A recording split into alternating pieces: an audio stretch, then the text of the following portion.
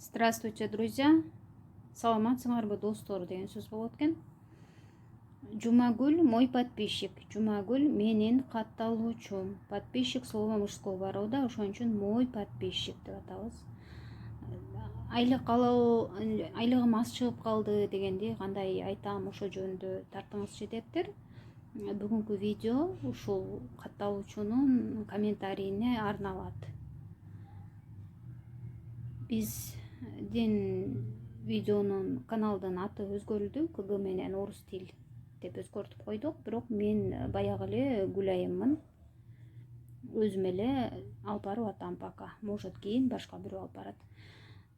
Жумагүл деген катталуучу дагы мен түшүнүгүм боюнча орус чергесинде иштейт экен. Биздин өзүңүздөр билгендей эң биринчи максатыбыз орус чергесинде иштеп аткан жумушчуларга, мекендештерибизге, болбосо орусчаны үйрөнөм деп орус чергесинде иштебей эле Кыргызстанда жүргөн мекендештерге билген орус тилибизди бөлүшүү. Кандай орус тилинде сөздөрдү билсек, биз кандай айтсак, ошону бөлүшүү.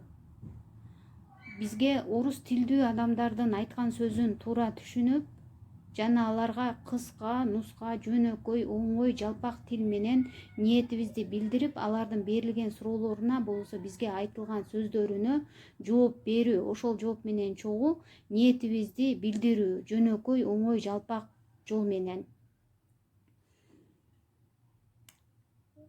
Бул Жумагүлдүн суроосу комментарийдеги суроолор. Ошон үчүн кандайдыр бир суроолоруңуз болсо, эң акыркы чыккан видеонун астына жазсаңыз, мен окушум жана жооп берүү мүмкүнчүлүгүм көбүрөөк болот. Себеби эң акыркы видеону көптөн карап турам. Ошон үчүн ушундай муктаждыгыңыз болсо, видеонун астына жазсаңыз, балким жооп берип каларбыз. Жумагүл, зарплата деген айлык болот, аны билсеңиз керек, баарыбыз эле билебиз. Менин айлыгым дегенде моя зарплата. Эркек кээ бири мынтип түшүнөт экен.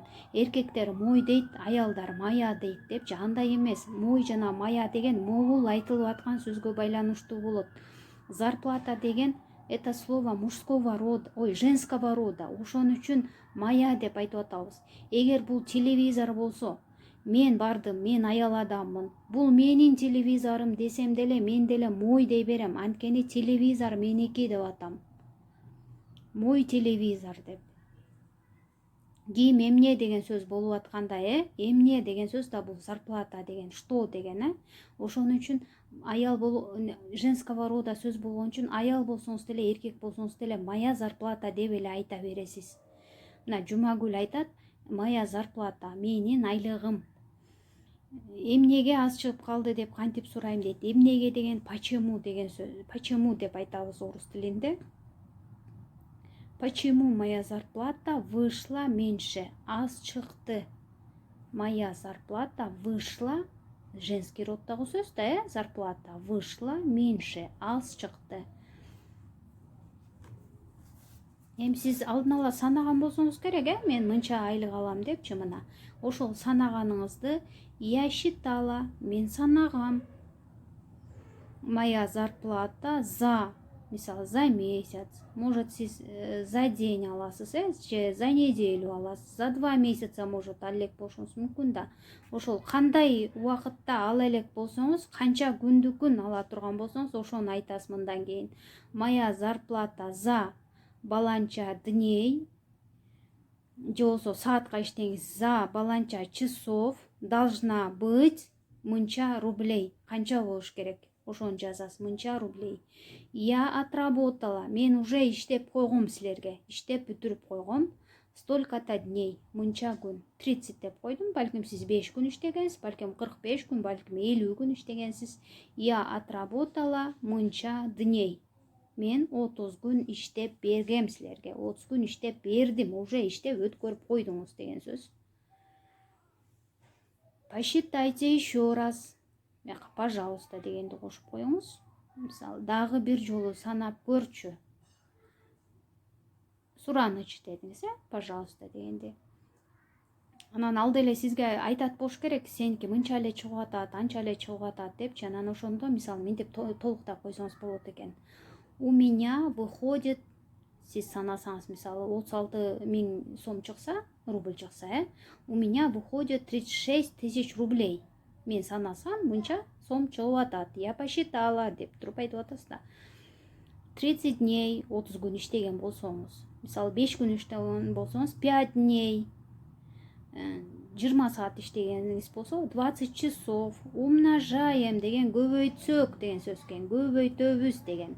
Умножаем на ошол саатыңыз күнүңүз болсо 1200дөн эсептелди. Саатыңыз болсо канчадан эсептелди? Мисалы 80 рубльдан же 100 рубльдан эсептелген болсо, ошону айтасыз бул жерге.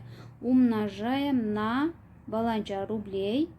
Получается, келип чыгат барабардан кийин дейт бул. Мынча рублей. Сиздин келип чыккан айлыгыңыз 30 күндү, бул жердеги 30 күндү 1200гө көбөйтсөк дейт, мына мынча болот.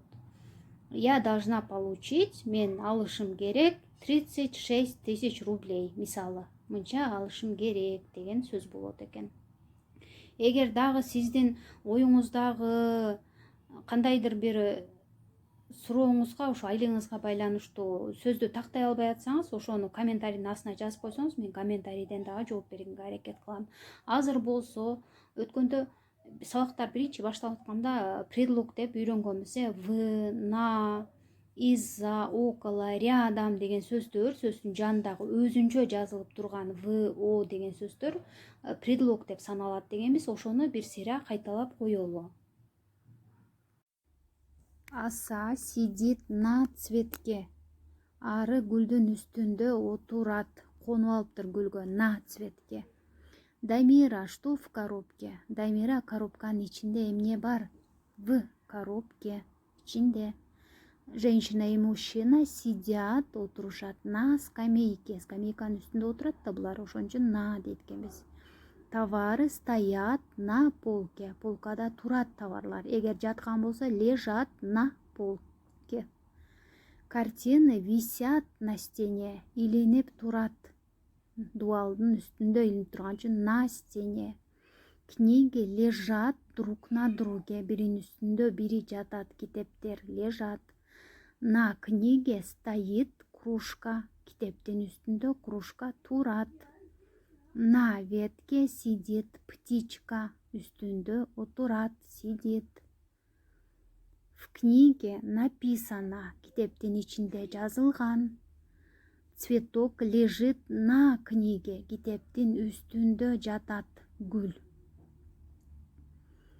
В кружке кофе. Кружканын ичинде кофе.